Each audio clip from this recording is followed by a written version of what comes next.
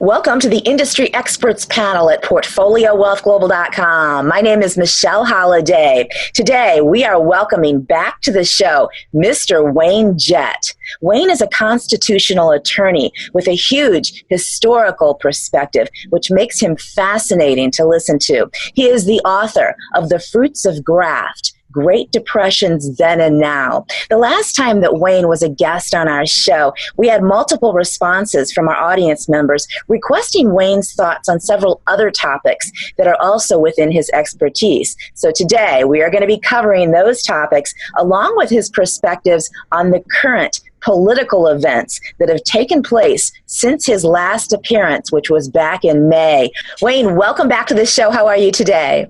Very well. Thanks for having me, Michelle. We are thrilled to have you here. We're so honored to have you back to the show because everybody loves your economic analysis that you bring to everyone, especially in the big picture of history. So we'd like to start off with the topic of the 1901 plan, Wayne. It's a very interesting subject, and you have a lot of in-depth knowledge about it. So please begin by giving us an overview in detail of what the 1901 plan is and why we should care about it in comparison to what is happening right now. Very good question, because it's such an important one for the experience that we've had in America and in the world for the last 100 years and more. But I would like to have your permission to go ahead and go back a little bit further than 1901 to give some perspective to where that plan came from. In 1880, a book called Progress and Poverty was written by a man named Henry George. He was at the time of the writing, he was in bankruptcy in California as a small newspaper man in Northern California. An honest one and an able one. And to tell you the truth, that book is so well written that I was astonished that I had never heard about it when I incidentally put my hand on it on a library shelf when I was researching my book. But Progress and Poverty essentially laid out the major theories of what causes poverty in the world and debunked each of them in a very, very capable way. So well reasoned that anybody picking the book up and going into them could easily understand and not only understand, but would be persuaded. That book, between the time it was self-published by Henry George and a few friends, it immediately sold 5,000 copies, and so they got a New York publisher when they couldn't get one before. And it sold 2 million copies between 1880 and 1900 thereabouts, and is still in print today. In any event, that book described and debunked those theories of poverty, and then said what really causes poverty, and in explaining what really causes poverty, why we're always led in all of the wrong directions whenever we're trying to solve the problem. He said in one paragraph in his last chapter, there is a powerful pecuniary force that writes laws and molds thoughts in every nation. And this is what leads us down the wrong path. And he said not a lot more about it than that. But as a result of writing that book and its sensational effect, it was translated into languages around the world and published in many nations. He became the second or third most admired man in America, almost immediately. And he moved from California to New York City. He was not long after he was moved to New York City, he was begged and persuaded by the labor movement in New York City to run for mayor as a third-party candidate in order to clean up the corruption that was so heavily entrenched in both Republican and Democrat parties there. He decided to run after persuasion. Still to this day, historians say it was the most enlightened and most capably run election contest in the history of New York City. It was neck and neck between two candidates, Henry George and a man who had been I think the majority leader in the House of Representatives as a congressman, but also was a steel magnate who had sold his steel company to Carnegie in order to form U.S. Steel. So he was what we would call a billionaire today. But those two candidates were neck and neck. The pony that was still coming around the back stretch when they were getting to the finish line was Theodore Roosevelt, a fairly young man at the time, but not even a close third. And when the election was counted, Henry George accused them of fraud in the accounting and contested it. But of course, he didn't win in regard to that contest. But finally, he was able to be persuaded to run again in 1998. And 1998. I'm sorry, 1898. Yes. And within 3 or 4 days before the vote, he suddenly died. I can't tell you whether he was murdered or assassinated, but in my estimation, in terms of all the circumstances, clearly there was enough political motivation for him to have been killed so that he couldn't take power and do the kinds of things that would be necessary to clean up the corruption in that city. Wayne, what you're saying is extraordinary. Let me just recap so that I'm sure that I understand and that we all understand this. Please do. This took place in the 1800s. Henry George wrote a book that said at the end that we are being governed by a force that basically is not in our best interest. He then ran for political office, accused them of manipulating the counts of the votes, ran again, and was assassinated 3 or 4 days before the election. That's my view of his death. That is so, I'm just recapping this because we can literally see the same thing happening today, and it's almost a mirror of what happened to JFK. JFK, of course, was elected president, so he succeeded in the office he was going for. But it's very interesting this gentleman was up against Theodore Roosevelt. History is fascinating.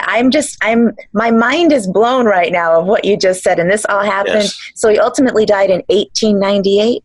Is that what you said? That's correct. And in 1901, Theodore Roosevelt became president because he was vice president in the 1900 election. And the president ahead of him was assassinated shortly after taking office. That was William McKinley, I believe. And William McKinley had already been elected, had already served 4 years, and this was his second election as president. But in that second term, he made it clear that he was going to be against any further wars, such as the Spanish-American War that we'd had during his first term. And I believe that he was assassinated because he was going against the ruling cabal, as I would say, who wanted the U.S. to become more prominent in international wars and to become a greater power for their purposes. And in any event, we get to 1901. That is the year of the plan that you inquired about. there was a little book written by a so-called middle-class Englishman. That is, he was not from the ruling elite, but fairly unknown, had written only horror stories and science fiction to that time. His name was H.G. Wells, but he was by no means the academic star or the intellectual star that he supposedly became, largely because of this little book that he published in 1901 called Anticipations of the Reactions of Society to Science and Technology, something of that nature.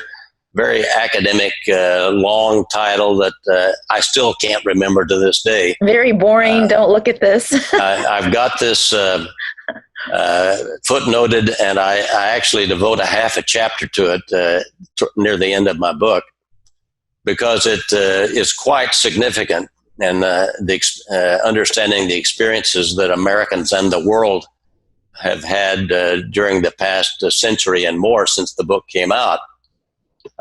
Essentially, the 1901 book, Anticipations, was the ruling elite's response to Progress and Poverty, the Henry George book. That is, they said in that book, Anticipations, that we have long ruled the world in two classes, a very stable system, the one that is proper and appropriate. There was a ruling class of ourselves, and there was a servant class who worked and functioned solely at our command. There has intervened in that stable two-class system a third class in the middle that is made up of all these people who are now able to support themselves. They don't rely upon us. They don't follow our orders. They've developed these ideas of so-called democracy, that they are entitled to have a say in the rules of their conduct and their government. And they have grown so enormously that we must act now, or we'll forever be shut out of taking our rightful power again. So we're going to proceed on the basis that we must, at the earliest time, destroy the middle class completely. In order to do that, we will have to destroy the complete fabric of society as it now exists in Western civilization. We're prepared to do this, and this is the plan by which we will act. They actually described their viewpoint and problems about the so-called middle class in much more detail than I can summarize here. But it was very poisonous, very direct in their assessment of it, in terms of are not going to put up with this. Even people who are wealthy are beginning to sympathize with these people and identify with them. And those wealthy people are going to be destroyed too, because we're not going to have them assisting our enemies, the ones that we're working against. So we're going to have things, for example, such as wealth taxes, estate taxes, death taxes, whatever you want to call them. And we'll take the assets of those who are trying to assist the middle class, and we'll certainly take those of the middle class who earn so much that they would wind up with a substantial fortune. We're going to have a graduated income tax in order to tax earned income, which is the hallmark of the middle class, people who are able to support themselves. We're going to support governments on the basis of taxes on that earned income so that the middle class pays the cost. We will shelter our own wealth from that with trusts, or what we now call foundations, charitable foundations. And in effect, we will have this graduated income tax and Internal Revenue Service. And of course, we've seen how they operate. They go after their enemies, that is the middle class, and they leave the wealthy alone. The great foundations, the ones that are so-called working for international peace. For example, I'd like to just divert for a minute from that Anticipations book and tell you that in 1953, there was actually a congressional inquiry into the operation of those big foundations, the charitable foundations that are supposedly looking to the best interests of humanity. Found that the Ford Foundation, for example, straightforwardly told the head of the staff of Congress that was inquiring into this that one of their major objectives was to fold the American education system into the educational objectives of the Soviet Union. You mentioned John F. Kennedy. His father was one of the close cohorts of Franklin Roosevelt in imposing the Great Depression. He was one of the, he was probably the most notorious trader on Wall Street in terms of particularly of the Great Crash itself, which was an imposed crash. It was planned and executed in order to destroy the prosperity of the stock market. There was great criminality in it. Joe Kennedy, the president, the father of President John Kennedy, was deep in the middle of that, and he became a supporter of Franklin Roosevelt, a close advisor, and so forth. And of course, President John F. Kennedy was elected as a candidate believed to be owned by, I mean, the cabal that rules the world thought he was their guy. I believe that his own values led him to revolt from them and to act on behalf of the normal people, the regular people, the middle class. I believe it was probably his experiences in the war and the identification with other soldiers that brought him around to being the right kind of president, one that would actually represent the true interests of the American people. And as soon as he showed that, including his willingness to go against the Federal Reserve, including his willingness to go against the deep state, what we call the deep state now. It was the agency that he said he wanted to smash into 1,000 pieces that still bedevils us to this day with the attempted coup that is going on presently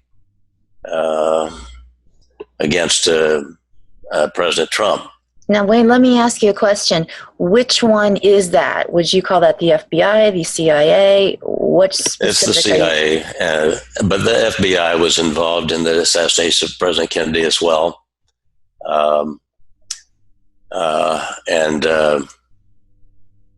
all of that deep state thing, as soon as he showed that he was not going to be their guy, when they thought they'd put him in office, they weren't going to put up with it, and certainly they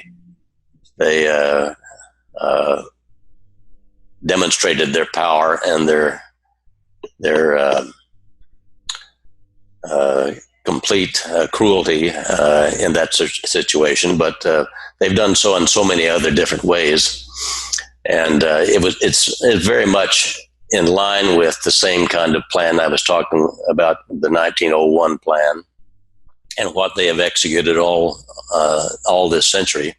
I Michelle? just want to say to everyone, it's worth everyone's while to read The Fruits of Graft, the historical perspective of what has happened over the last 150 years. And then it's mind boggling that it's the exact same pattern. Somebody comes out who is knowledgeable, such as JFK, who grew up in that circumstance. But Henry George comes out, says what he needs to say, says the truth, becomes popular among people who want the truth and want freedom and realize that this is actually an attack on the middle class by the elites because they don't want the middle class as competition to them, basically.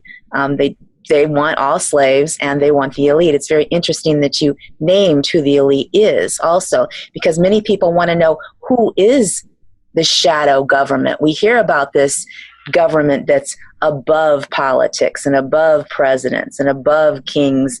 And so, but who are they? It's very interesting that you just started into who they actually are. And they're the very organizations that we think of as being the most benevolent on the planet. Well, they are also the people who own the Federal Reserve. They own the big banks of Wall Street. The big banks of Wall Street are really not what you would call U.S. American banks. They are owned by the international cabal. Their assets are such as those. They are just as if they might as well be European or from any other country in the world. They do not identify anymore with us. The Federal Reserve itself is a private corporation owned and controlled by the banks of Wall Street. They have the majority control. The Federal Reserve is private interests. They operate our currency system for their own profit. It's a fiat currency that will go to zero. Every other fiat currency always has. And I think our objective, and I think the objective of President Trump is to replace that fiat currency with a gold-backed currency again. The reason gold is so important in a currency system is that its value does not change. And so you can gauge the amount of gold that a particular bill of currency relates to, that is how much it's worth, and therefore you can have a stable value of your currency, which is extremely important in having a prosperous economy. And it's extremely important for the average individual to be able to get the value of his labor and to then be able to save it so that it's not taken away from him simply by what happens in Washington, D.C. in terms of how much they spend or how much they tax or something of the sort. You need to have the ability to have the value in your actual pocket so you don't have to rely upon some central government to send you a check that allows you to eat and live, particularly in your old age or when you're raising your children or paying for their school or something of the sort. All of that is extremely important, and there are answers to it. It can be done.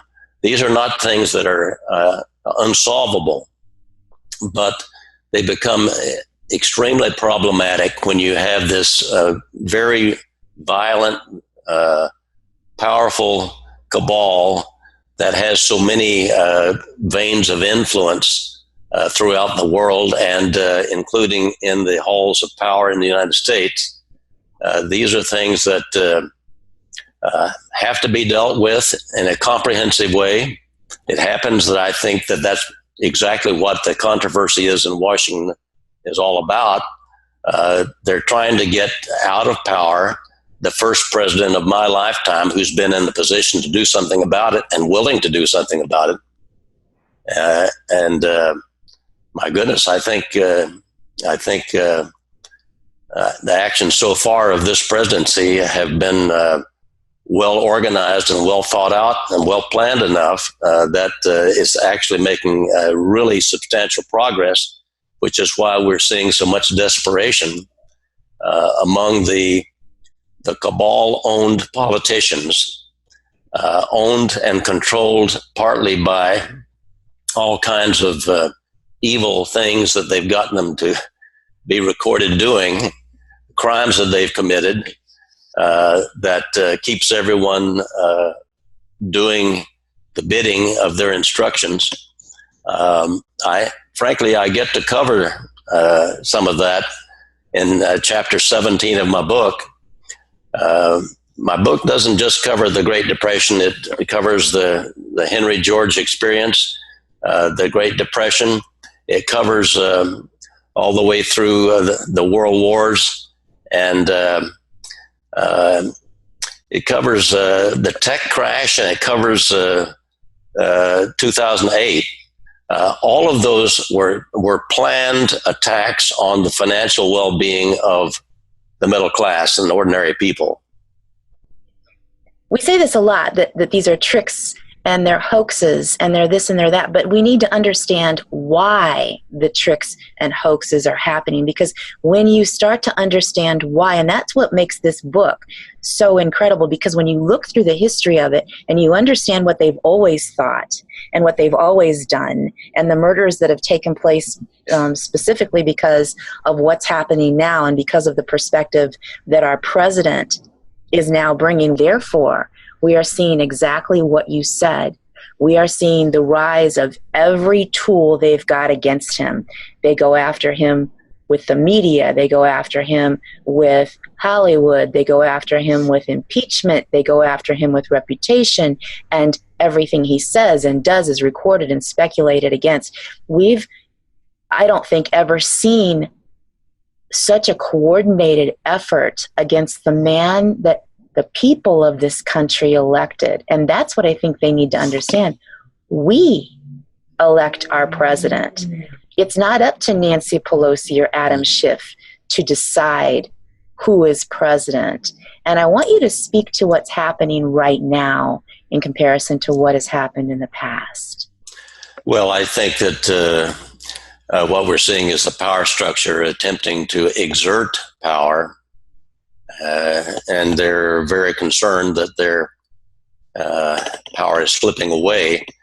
It's a very, very substantial project, we'll put it that way, to take on the cabal. And thankfully, as best I can learn, the planning for the Trump presidency certainly pre-existed his running, in the sense that a number of military people, I think, have been instrumental in persuading him to run, and in assisting the planning of how the cabal could be taken on. It is a very daunting thing, to say the least. It's a worldwide endeavor. Lots of intricacies about it, as you can see. But I believe it's progressing quite well. And I think it's on schedule. I think even this impeachment thing, there's a reason to believe that the president has even sort of egged them into it. I think you're right. In order to get themselves extended. I mean, how else would we have known, for example, how would we have uncovered the Ukrainian bribery and so forth of the Bidens? And that I feel sure is the very smallest tip of the iceberg in terms of the scale of fraud, the scale of money taken by high officials of previous governments, and even of the people still in power in the Congress and so forth, making them extremely wealthy people when they're supposedly in government jobs with fixed pay. These things need to be unearthed, and I think that by going all of this direction, getting all of the attention, calling all the attention to themselves, and insisting that it is a crime for the President of the United States to inquire into the possible bribery of a previous administration. It's as if it's absolutely off limits for one president to ever look at a previous administration.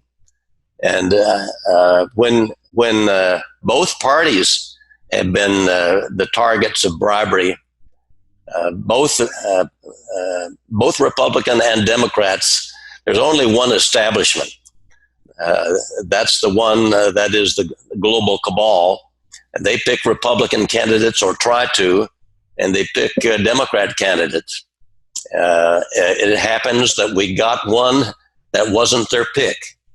And we really need to make the very best use of it, because this chance has only come around once in my lifetime, and I think it's only come around once, maybe all the way back at least to Andrew Jackson. 1836 is when he went out of office after 2 terms. And in those 2 terms, he got rid of the central bank back then. And people in America were well informed about monetary policy all through the 19th century. They only became uneducated about it in the 20th century. After we got the Fed, and the press and media had enough time to tell everybody that the Fed was just like old Uncle Sam or something of the sort, that they were taking good care of us and we didn't need to worry our little heads about these sort of things. I really think that our educational system became so bad with the rise of the media. I really think there's a huge correlation between that. I think our educational system was based on books and truth before that, and then the rise of the media and the takeover of the media by these global elites, which was... I think you're very right. And the big media is said to be owned by 6 corporations. Well, my end, looking into that situation, I believe the same family of mutual funds is the major shareholder in all 6. So it's even more centralized than even the 6 corporations, in my estimation. And it is specifically. I'm gonna ask you, what are you referring to specifically? I believe the 6 major media corporations. The last I looked, and I may be a little bit out of date, it hardly has to be in the same one, but the Vanguard family of mutual funds, the ones that is the most plain vanilla, the kinds of funds that have the lowest fees and so forth, very large amount of assets, but as of a few years back, they were the largest shareholder in all 6 major media corporations. Vanguard. Right. Interesting. That is incredible. I want to go, before we go, back to one point that you made. You've made so many amazing, this is just an incredible. You're always incredible when you come on the show. But you made the point that it's very interesting that the president of our country, who's the leader of our nation, who's in the one top position to protect our country, his fundamental responsibility is to make sure there's no corruption and to protect our country in the form of not being ripped off. And so when you say, oh, well, this person who ripped us off can't be investigated and called out by the current president because this person has thrown his hat in the ring to become president. It's such a strange, mind-bending philosophy.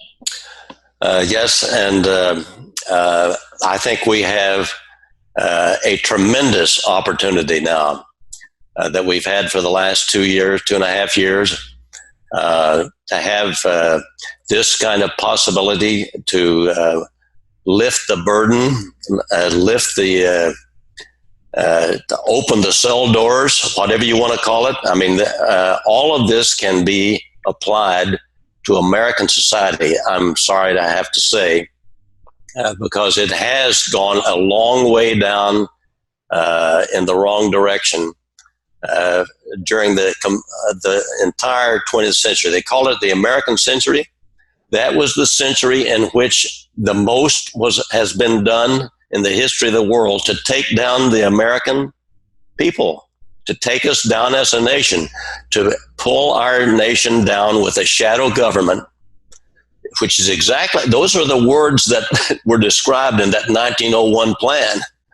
They would have a shadow government surrounding every nation, and that shadow government would gradually weaken the government of each nation, so that in the final analysis, each nation's government would crumble and fall into their hands, and they would then have full power.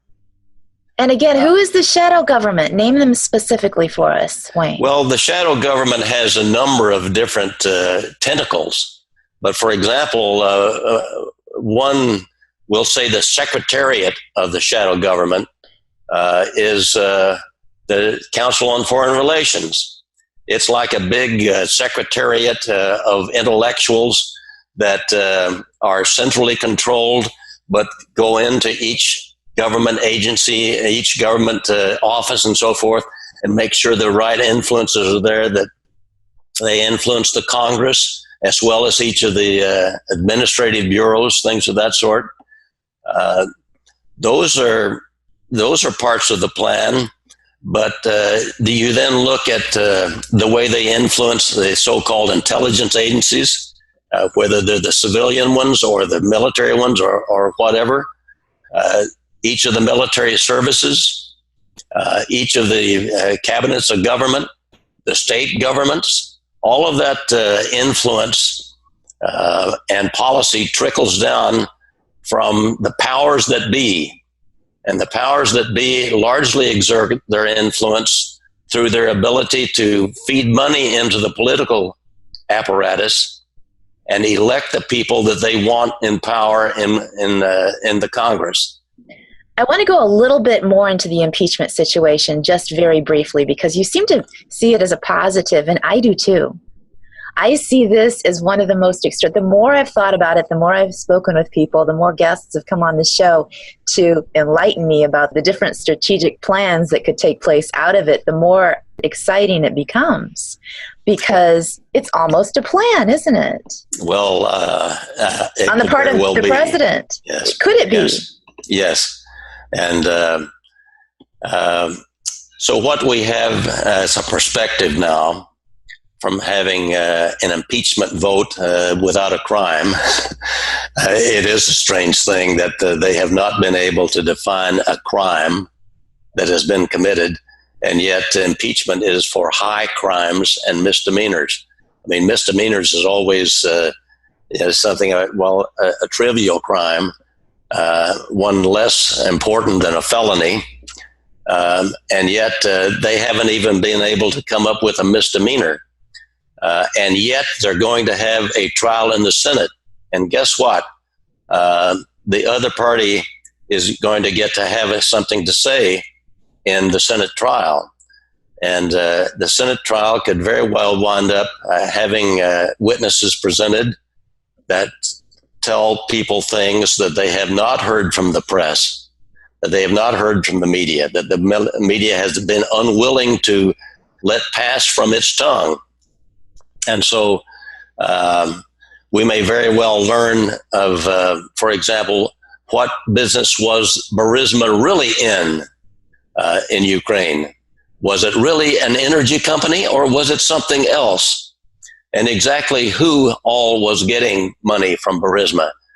Maybe it wasn't just Joe Biden's son. Maybe it was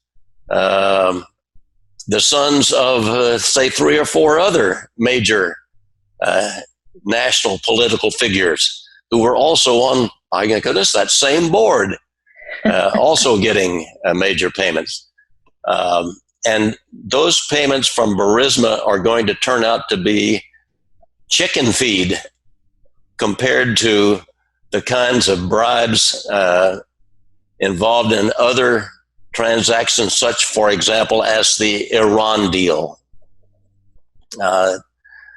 These are revelations still to be made, and they are going to be of a size and nature that is going to change the political landscape of our nation, I believe. We have been led around with falsehoods told to us by our press for generations, and we're going to just about have a chance soon, I think, to grow up and learn what our nation has really been about in terms of particularly our political leaders and how they have come to such great wealth by means that is going to be shocking. And in the process, unfortunately, I think we will learn even more of the details of the tremendous criminal wrongs that have been done to ordinary people who get in the way of those kinds of power mongers that have had too much to say about the way our country is ruled. So I think that the days ahead are going to be very enlightening. I think 2020 is going to be a very enlightening year. Some of it is not going to be pleasant, but it's going to be good from the standpoint of revealing crimes that have too long been covered and hidden, and justice has not been done. So I'm looking forward to these days ahead, even though sometimes we feel that it's very unpleasant and very unfair.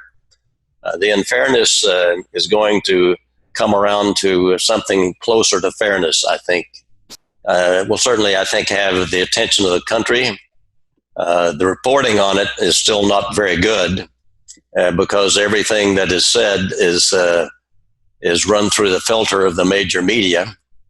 And we'll see how it goes as far as getting information out. But we're getting a lot more interesting information now than the media would like us to have. And so I think we're going to keep on that vein, and we'll learn a lot more in the days ahead. This is going to be very interesting. Wayne, it is always amazing to have you on this show. Please tell everyone how to find your website and also a bit more about your book, where to find it specifically. All right. My website is classicalcapital.com. Classical, like in classical economics. That's what I think I do. And classical capital, like in capital investment, spelled with an AL.com, classical capital. And my book is right on the home page. You can buy it there for $25, and that includes shipping. The book is hardbound. It is sewn bound. And therefore, I think it will last for generations. And I made it that way because this may be your only chance to have a historical record. Unless it gets a lot more attention, there will be few who know about it. And so far, it is not widely at all known about on major media. What a beautiful idea for a Christmas gift. I couldn't agree more. Very few libraries have it. Very few universities have it. Some have bought some copies, but is by no means used in any class yet.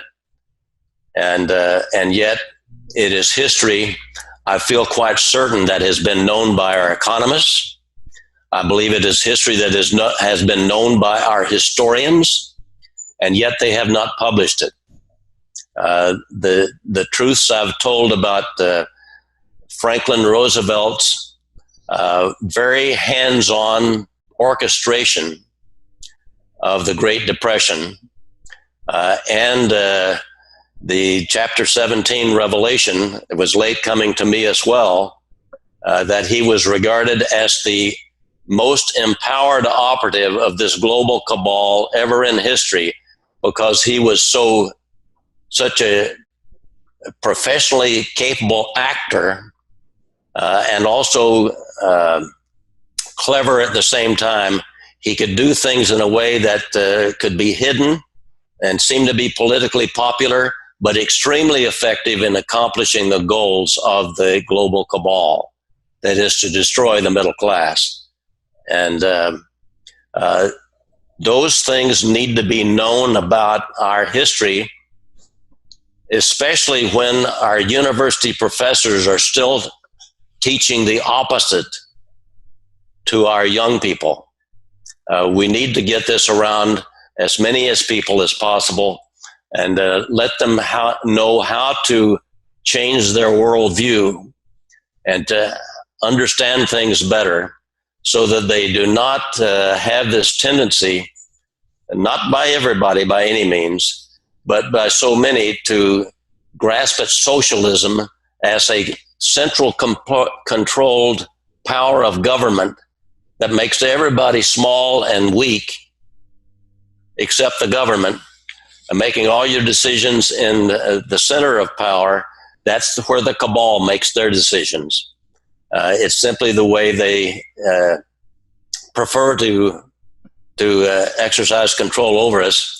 Every one of the isms, like fascism and Nazism and communism and socialism, are all central powered exertions of control over ordinary people. And we need to reassess and recalibrate our understanding of how power is exerted. I think that's where my book comes into helping. Even though President Trump was not on the horizon at the time my book was published in 2011, I can't believe it, but it leads right up to the point of saying, boy, we've got a power cabal that has us by the throat, and we need to get rid of it. So thank you again for having me, Michelle. Oh, it's been so amazing. I want to end by mentioning we are now going into the Christmas season throughout the world. What does this Christmas season, this particular year, mean to you, Wayne? Oh, that's a good one. It means a deeply held religious belief that makes all the difference in terms of what our life is about, and what our future life is about, and what our responsibilities are. But my part of it is a very big surprise to me. I never expected to be in the role of speaking about economics and economic history and political history and the control of our country. This was not what I expected of myself, but here I am, and glad to be doing what I'm doing. And I hope to be able to somehow keep that in the perspective of our creation, our creator, and where we go from here. I think lots of people are focusing on that as well. And I hope that the world and God's creation is going to have a brighter time in the days and years ahead. I'm very excited about that and hopeful about it. Yes, beautiful. Thank you so much for coming on this show today. Thanks for having me, Michelle. And Merry Christmas to you. Merry Christmas, Michelle. You too. Yes. Mr. Wayne Jett, constitutional attorney, outspoken patriot, the man behind classicalcapital.com, and the author of The Fruits of Graft, Great Depressions Then and Now. For the Industry Experts Panel, I'm Michelle Holliday at PortfolioWealthGlobal.com.